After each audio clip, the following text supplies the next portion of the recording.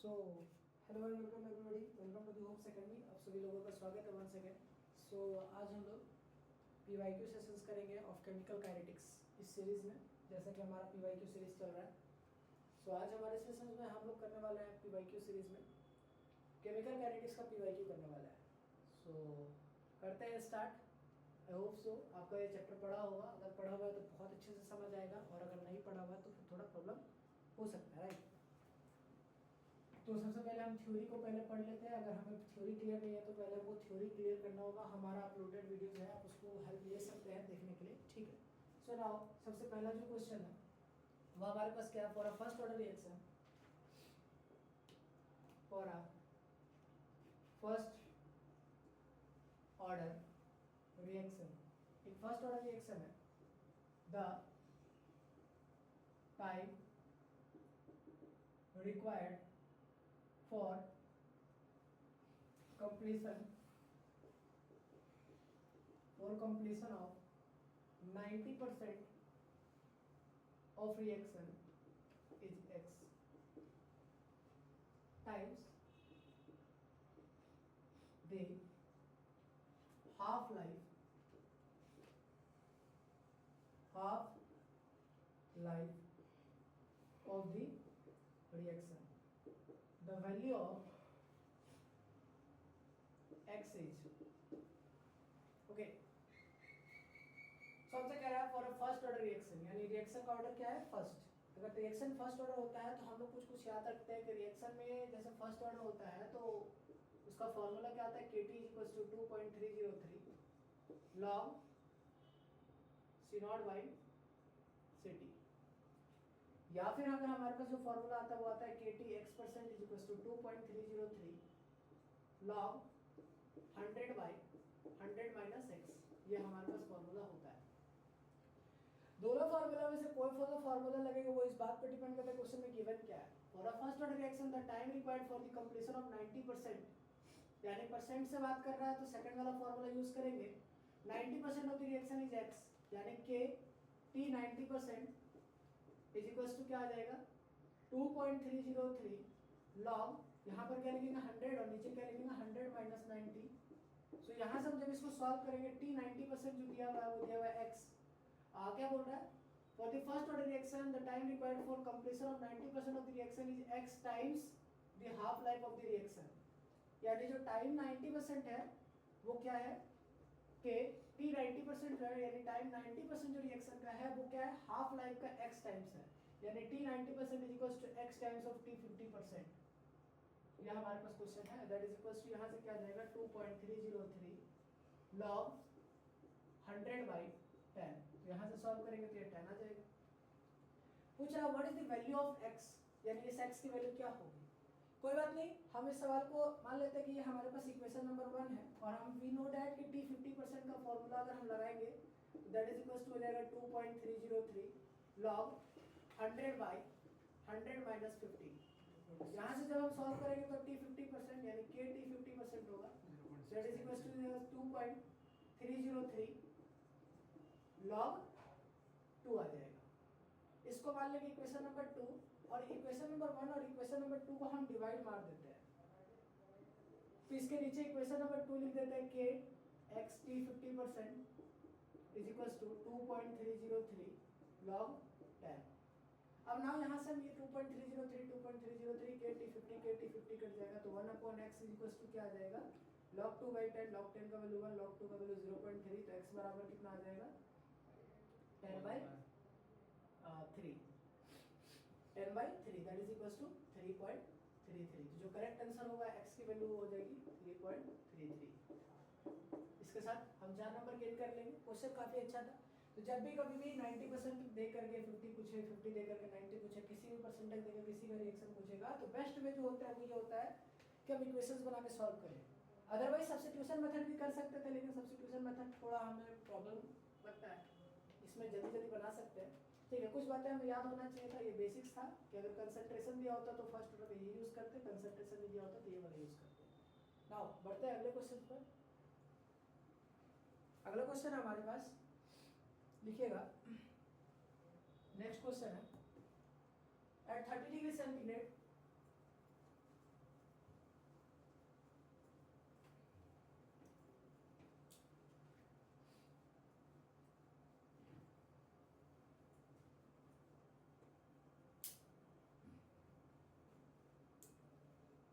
at 30 degree centigrade, 30 degree centigrade, the half-life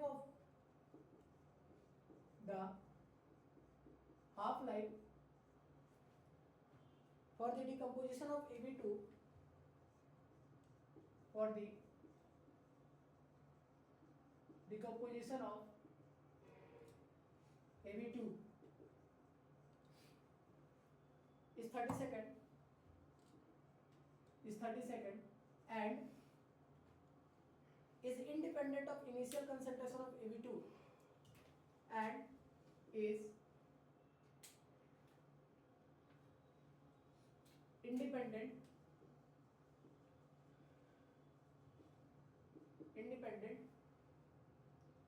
of the initial concentration of the initial concentration of Ab2. बहुत अच्छा question है। The time required for the 80% of the reaction to decompose, क्या पूछ रहा है? The time required for 80% of the Ab2 to decompose is question काफी अच्छा है, बहुत ज्यादा अच्छा है। सबसे पहले तो इस क्वेश्चन में बोल रहा है कि कोई the half life for the decomposition of Ab2 is 30 second and is independent of initial concentration. यहाँ पर ये सवाल अच्छा इसलिए बन जाता है क्योंकि ये लिख के नहीं दिया कि कौन सा ऑर्डर का है, बट अगर ये इनिशियल कंसंट्रेशन पर से इंडिपेंडेंट है, यानी हाफ लाइफ जो होगा वो इंडिपेंडेंट जब भी आता है, तो इसका मतलब है कि T 50% इज इक्वल्स टू, कभी भी अगर आएगा इंडिपेंडेंट ऑफ इनिशियल कंसंट्रेशन, तो इसका मतलब है कि ये फर्स्ट ऑर्डर का क्वेश्चन होगा, क्योंकि हम फॉर्मूला जब लगाएंगे KT 50% is equals to 2.303 log C0 by 2 लगाते हैं, तो यहाँ से C0 कट जाता है, तो जो T 50% आता है फर्स्ट ऑर्डर का वो आता है 0.693 by K, जो कि इंडिपेंडेंट होता है किसका? It is independent of initial concentration. तो ये सवाल अच्छा इसलिए बन जाता है क्योंकि हमें ये माइंड में रखना पड़ेगा कि ये कौन सा ऑर्डर का है। जब भी कहीं बोलेगा इनिशियल कंसंट्रेशन या कंसंट्रेशन से इंडिपेंडेंट है, इसका मतलब है कि किसी भी ऑर्डर कौन सा होगा जब हाफ लाइफ यानी 50% जो है वो कंसंट्रेशन का इंडिपेंडेंट है, इसका मतलब फर्स्ट ऑर्डर है। ये लॉजिक था इसमें, बहुत अच्छा सवाल होगा, वेरी वेरी इंपॉर्टेंट, आने की प्रोबेबिलिटी इसका हाई रहेगा। नाउ क्या बोल रहा है, हाफ लाइफ जो इसका दे दिया वो 30 सेकंड दे दिया, यानी हमारे पास दे दिया है कि T 50% जो है वो दे दिया है, कितना है 30 सेकंड है। नाउ हमसे 80% पूछ रहा है, यानी T 80% पूछ रहा है, कुछ नहीं करना है, ये हमसे पूछ रहा है, तो हम क्या करेंगे, पहले KT 50% निकालेंगे, तो KT 50% इक्वल्स टू हो जाएगा 2.303 log 2। अब तक एक्सपर्ट हो चुके हैं, हमें याद रखना भी पड़ेगा कि 50% फर्स्ट ऑर्डर का 2, तो यहाँ से KT 80% निकालेंगे तो कितना आ जाएगा, that is equals to 2.303 log, ऊपर क्या रखेंगे 100 और नीचे क्या रखेंगे 100 माइनस 80। सो ना यहाँ से सॉल्व करेंगे तो आ जाएगा KT 80% is equals to that is equals to हो जाएगा 2.303 log 100 ऊपर रहेगा नीचे 20 रहेगा, यानी log 5 हो जाएगा। इसको इक्वेशन नंबर 2 मानो, इसको इक्वेशन नंबर 1, दोनों को डिवाइड देंगे तो आ जाएगा T 50% by T 80%, K is equals to 2.303 log 2 divided by 2.303 log 5। Now हम यहाँ से देखेंगे 2.303 कैसे K उड़ेगा, log 2 बाई log 5, तो T 50% जो आ जाएगा वो T 50 by T 80 is equals to क्या आ जाएगा, log 2 that is 0.3 divided by log 5 that is 0.7।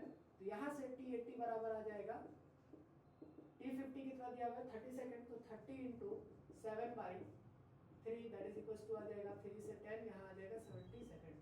So correct answer is 70 second. Okay, the correct answer is 70 second. Clear है? चलो नाउ अगले क्वेश्चन पे चलते हैं, चलते हैं नेक्स्ट क्वेश्चन पर। अगला जो क्वेश्चन है केमिकल काइनेटिक्स का,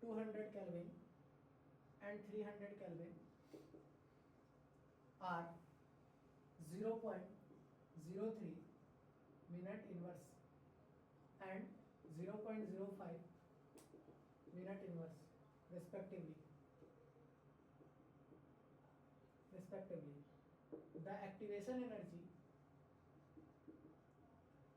The activation energy for the reaction in dash joule।